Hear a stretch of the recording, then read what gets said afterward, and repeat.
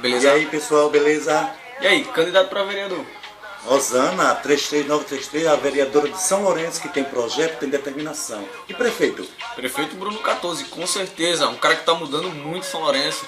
Passeatas, todas as caminhadas dele a gente tá acompanhando e tá mudando. A gente tá vendo que o povo tá acompanhando a verdadeira mudança. E é isso que a gente tá querendo. No dia 2, você deve votar em Rosana, 33933, e para prefeito... Bruno 14, com certeza. Porque tem determinação, tem garra, tem projetos e tem tudo a ver com a cidade.